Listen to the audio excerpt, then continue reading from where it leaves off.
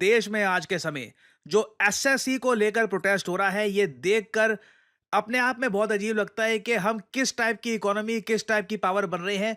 कहने को all together हम दुनिया की चौथी सबसे बड़ी इकोनॉमी बन गए हैं, मगर भारत में सरकारी एग्जाम्स को लेकर जो मिसमैनेजमेंट होती है, जिस तरीके से लाखों कैंडिडेट्स पूरे भारत में तकलीफ से गुजरते हैं, डिलेज होते हैं, पेपर लीक हो जाते हैं, फ्रस्ट्रेशन होती है। आपको इस टाइप की मैनेजमेंट मैं आपको बता दूं, दुनिया में शायद किसी और देश में ना मिले। जो आज के समय हमारे प्यारे भारत में हो रहा है ना, ये अनप्रेसिडेंटेड है। देश भर के लाखों स्टूडेंट्स इस वक्त गुस्से में हैं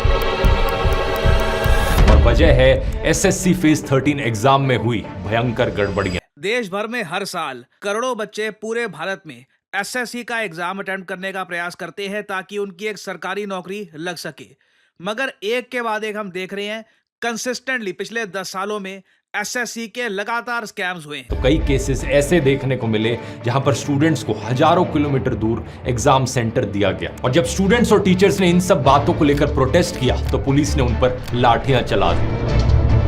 एसएससी फेज 13 एग्जाम में जिस लेवल की मिसमैनेजमेंट हुई है, ये देखकर पूरे देश में आक्रोश है। बच्चे ट्रैवल करके, कई बार तो कई किलोमीटर दूर ट्रैवल करके एग्जाम सेंटर में पहुंचते हैं।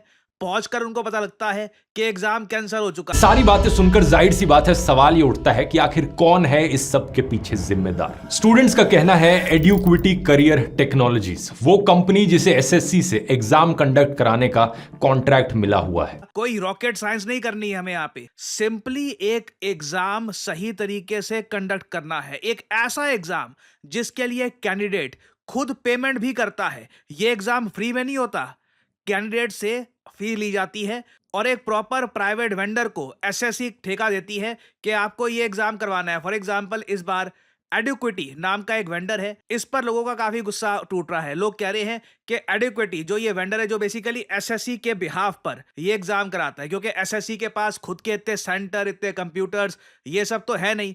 एसएससी का बजट आप अगर देखो 450 या 400 करोड़ के आसपास का रहता है, जो मुझसे आप अगर पूछे बहुत कम। असल में बात क्या है दोस्तों, एसएससी के पास ऑनलाइन एग्जाम कराने के लिए खुद का कोई सॉफ्टवेयर नहीं है, इसलिए वो ये एग्जाम दूसरी कंपनीज की मदद से कंडक्ट कराती है। इन कंपनीज को वेंडर कंपनीज कहा जाता है और ये वेंडर कंपनीज सॉफ्टवेयर के अलावा बायोमेट्रिक सिस्टम और सेंटर्स का पूरा लॉजिस्टिक्स भी संभालती हैं। किस स्टूडेंट का एग्जाम सेंटर कहां रहेगा, ये सब इस एक कंपनी के द्वारा डिसाइड किया जाता है। Why the government is allowing the persistent presence of a blacklisted company in India's examination system? ये बिल्कुल क्वेश्चन यहाँ पे रेस करना पड़ेगा। अब देखो, क्या एसएससी के पास फंड्स की कमी है कि 400 450 करोड़ रुपए कम पड़ जाते हैं और साथ में बच्चे जो फीस देते हैं वो पैसा भी कम पड़ जाता है कि घूम फिर के एक ब्लैक लिस्टेड कंपनी को फिर से ठेका देना पड़ता है कि आप एसएससी का एग्जाम कराओ। साल 2020 में central directorate general of training ने एड्यूक्विटी कंपनी को कोई भी एग्जाम कंडक्ट कराने के लिए इनएलिजिबल डिक्लेयर कर दिया था, लेकिन इसके बावजूद भी बार बार इस कंपनी को नए कॉन्ट्रैक्ट्स मिलते रहे। और घूम फिर के देखिए, रीजन यहाँ पर बिल्कुल सिंपल है। फंड्स एसएससी के पास उतने हैं नहीं जितने होने चाहिए इस लेवल का मास एग्जामिनेशन कंडक्ट करने के लिए।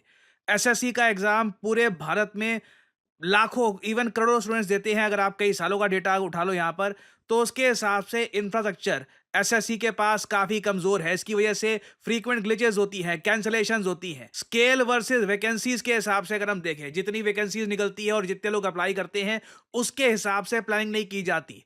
वीक अकाउंटेबिलिटी प्रॉब्लम होती है, बच्चे सफर करते हैं, कोई अकाउंटेबिलिटी नहीं लेता। ना सरकार अकाउंटेबिलिटी लेती है, ना एसएससी में कोई कहता है कि जी कि मेरे अंडर ये हुआ है, मैं इसकी रिस्पॉन्सिबिलिटी लेता हूं। एसएससी ने अपनी तरफ से जस्टिफिकेशन दिया है कि इस कंपनी ने लोएस्ट अमाउंट में बोली लगाई थी, इसलिए हमने इन्हें कॉन्ट्रैक्ट दे दिया। लेकिन सवाल ये कि कुछ करोड़ रुपए बचाने के लिए क्या आप करोड़ों स्टूडेंट्स के फ्यूचर को खतरे में डाल दोगे? और ऐसे एग्जाम्स कंडक्ट कराने का फायदा ही क्या है जहां पर पेपर लीक्स और चीटिंग हो रही हो? सबसे बड़ा सवाल तो यहां पर यह है दोस्तों कि इतनी सारी कंट्रोवर्सीज के बाद भी बार बार इस एक कंपनी को ही सरकार क्यों कॉन्ट्रैक्ट दिए जा रही है? देश का पूरा रिक्रूटमेंट सिस्टम यहां पर कोलैप्स कर रहा है और सरकार से जॉब्स की मांग करना तो छोड़ो, जो एग्जिस्टिंग जॉब्स हैं उनके लिए भी एक फेयर सिस्टम नहीं दे पा रही है सरकार। इतनी नाकाम सरकार शायद ही देश के इतिहास में पहले कभी देखी गई है। मैं सरकार से कहना चाहूंगा, अगर थोड़ी सी भी शर्म बची है, एक सिंपल सी डिमांड है स्टूडेंट्स की, उसे फुलफिल कर दो। एक कंपनी से कॉन्ट्रैक्ट वापस लेकर उस पुरानी कंपनी को ही तो देना है, कौन सा यहां पर बड़ा नुकसान हो जाएगा?